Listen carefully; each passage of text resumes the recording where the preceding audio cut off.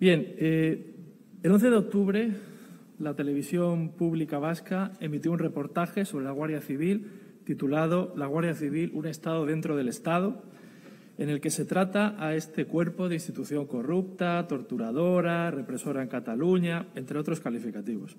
Más recientemente, la misma televisión pública, la nuestra, la de todos, ha emitido un programa titulado Euskal Herria y Libertad, dirigido por un cineasta francés y cuyos derechos pues, habría adquirido también nuestra televisión, y que presenta al que fuera jefe de la banda terrorista ETA, Josu Ternera, José Antonio Urruticoetxea, como un hombre de paz. No es la primera vez que los medios de comunicación públicos emiten programas con el ánimo de atacar las instituciones comunes, en un caso, o con la intención de blanquear las trayectorias criminales de personas que han pertenecido, que han colaborado con la banda terrorista ETA. Les puedo citar, señor consejero, muchos ejemplos de visiones como poco equidistantes. Retratos en 2010, Hablan los ojos, 2012, El legado de Txiki Otaegi, Las huellas perdidas, Los niños de la mochila.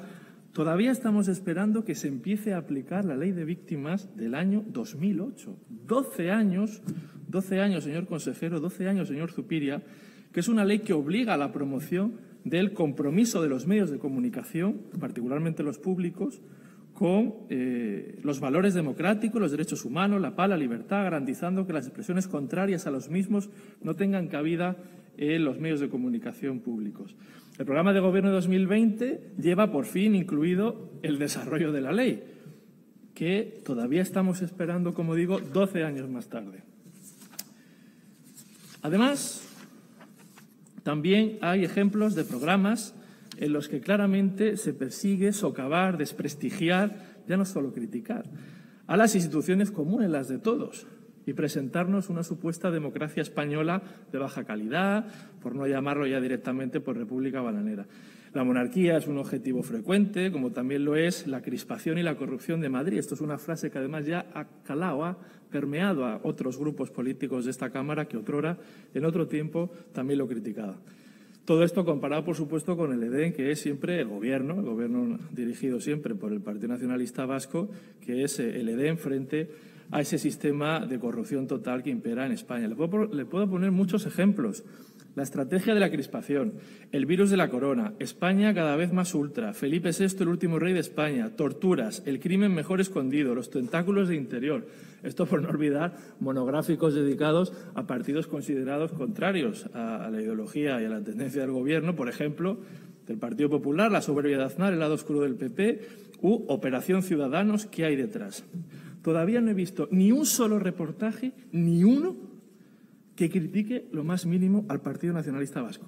Tampoco demasiado a EH Bildu, Podemos o el Partido Socialista de Euskadi, por cierto. Pero es que al PNV ni un solo reportaje que lo critique. Todo esto sin mencionar pues, ciertas técnicas mucho más concretas, subliminales, como pues, el típico mapa que ya todos conocemos, pues, que incluye a Navarra, el País Vasco francés, la obsesión por no pronunciar la palabra España. Siempre hay que pronunciar la palabra Estado, lo cual lleva a situaciones que son, la verdad, kafkianas, rocambolescas. Y bueno, y aparte no saca el discurso del rey y otra serie de historias. Marca todo ello de la casa. Este marcado sesgo ideológico de ciertos programas responden claramente a una intencionalidad política, que es crear un estado de opinión favorable claramente a unos intereses políticos determinados. Esto ya de por sí, desde la propia deontología periodística, podría ser censurable en un medio privado. Pero es que ya en un medio público esto ya es intolerable. Es intolerable. Todo esto, además, desde una televisión pública que es, una radiotelevisión pública que es de las más caras que existen en España. De las más caras. ¿Qué se hace, además, con mucha parte de este dinero? Pues esta campaña de desprestigio de las instituciones comunes, que alimenta el enfrentamiento, que no lleva nada más que a desarrollar un programa político que además pretende excluir a otros. Tenemos el caso de que siempre se recurre a una serie de productoras de confianza. Hay alguna que ya la hemos tocado en este Parlamento, del que fuera además, o que en su momento perteneció al que es todavía, por cierto, director de la ETV, que ha producido además bastantes de los programas que he citado anteriormente y que de 2014 a 2018 pasó de contratar con la radiotelevisión pública de 200.000 euros a 3,2 millones de euros. La verdad es que es un negocio redondo. Hacen patria, hacen negocio y, de paso, hacen felices a los amiguetes. Lo cierto es que todo esto se hace con dinero público. Vuelvo a insistir, desde un medio de comunicación privado, podría ser criticable, censurable, etcétera, pero es un medio privado. Pero es que esto es un medio público. La propia legislación, que ahora le citaré, pues obliga a la propia radiotelevisión a respetar el pluralismo, no solamente la pluralidad, como luego insistiré en ese doble concepto. Hace poco, cuando ha habido que nombrar al director de la ETV, que nos hemos enterado, como suele ser habitual por la prensa, pues se hizo una propuesta, una PNL, en este Parlamento, para tratarla además con urgencia y para intentar, sobre todo, discutir la forma de elegir al director de la ETV. Bueno, pues han hecho valer su mayoría en la mesa, han diferido la discusión, han pospuesto la discusión de la proposición no de ley y, mientras tanto, pues ya ha sido nombrado el nuevo director de la ETV.